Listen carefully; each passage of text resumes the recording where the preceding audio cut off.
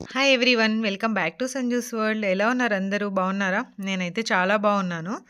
ఈరోజు కార్తీక మాసంలో మనకి 23వ రోజు కదండి. సో 23వ రోజు మనం 23వ అధ్యాయం నేను మీకు చదివి వినిపిస్తాను.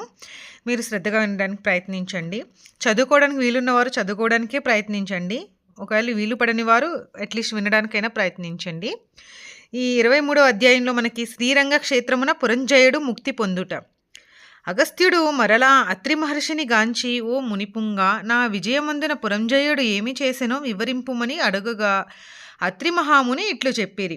కుంభసంభవ, పురంజయుడు కార్తీక వ్రతాచరణ ప్రభావము అసమాన బలోపేతుడై అగ్నిశేషము శత్రుశేషము ఉండకూడదని తెలిసి తన శత్రురాజుల అందరినీ ఓడించి నిరాటంకముగా తన రాజ్యమునకు ఏలుచుండెను. తన యొక్క విష్ణుభక్తి ప్రభావం వలన గొప్ప పరాక్రమవంతుడు, పవిత్రుడు, సత్యదీక్ష తత్పరుడు, నిత్యాన్నదాత, భక్తి ప్రియవాది, తేజోవంతుడు, వేదాంగవేత్తయై ఉండెను. మరియు అనేక శత్రువులను జయించి దశదిశలా తన యఖండ కీర్తిని ప్రసరింపచేసెను. శత్రువులకు సింహస్వప్నమై విష్ణు సేవాంధరుంధరుడై కార్తీక వ్రత ప్రభావమున కోటికి పడగెత్తి హరిషడ్వర్గమునులను కూడా జయించిన వాడే ఇండును. ఇన్ని ఏల అతడిప్పుడు విష్ణు భక్తాగ్రేసరుడు, సదాచార సత్పురుషులలో ఉత్తముడై రాణించుచూ ఉండెను. అయినను తనకు తృప్తి లేదు. ఏ దేశమున, ఏ కాలమున, ఏ క్షేత్రమున ఏ విధముగా శ్రీహరిని పూజించిన కృతార్థుడనగుదునా అని వివరించుచుండగా ఒకనొక నాడు శరీరవాణి పురంజయ, కావేరీ తీరమున శ్రీరంగ క్షేత్రమున్నది, దానిని 2వ వైకుంఠమని పలిచెదరు. నీవచటకేగి శ్రీరంగనాథ స్వామిని అర్పింపుము. నీ వీసంసార సాగరమున దాటి మోక్షప్రాప్తి పొందుదెవు అని పలికెను.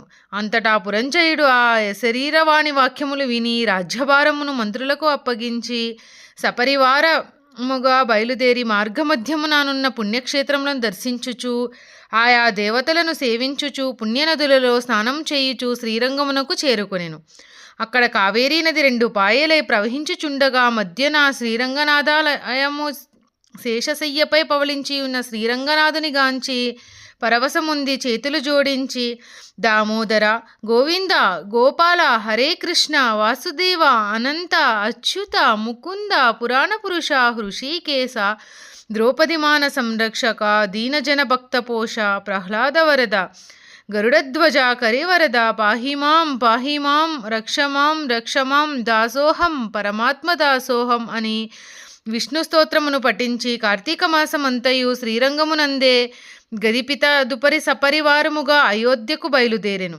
పురంజయుడు శ్రీరంగనాథ స్వామి సమక్షమున కార్తీక మాసములో చేసిన వ్రతముల మహిమల వలన అతని రాజ్యమందలి జనులందరూ సిరి సంపదలతో, పాడి పంటలతో, ధనధాన్యాలతో, ఆయురారోగ్యములతో ఉండి అయోధ్యానగరము దృఢతర ప్రకారములు కలిగి, తోరణ యంత్ర ద్వారములు కలిగి, మనోహర గృహగోపురాదులచే చతురంగ సైన్య సంయుతమై ప్రకాశిస్తూ ఉండెను.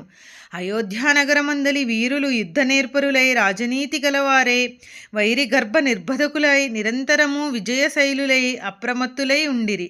ఆ నగరము అందలి అంగనామణులు, హంసగా జగామినులు, పద్మపత్రాయత లోచనలు, నైవిపులు, శోణిత్వము, విశాల కటిత్వము, సూక్ష్మ మధ్వత్యము, సింహకుచ పినత్వము కలిగి రూపవతులై, శీలవతులై, గుణవంతులనియు ఖ్యాతి కలిగి ఉండిరి.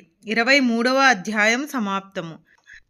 స్వస్తి. Thank you for watching. Please like, share and subscribe to my channel. Bye everyone.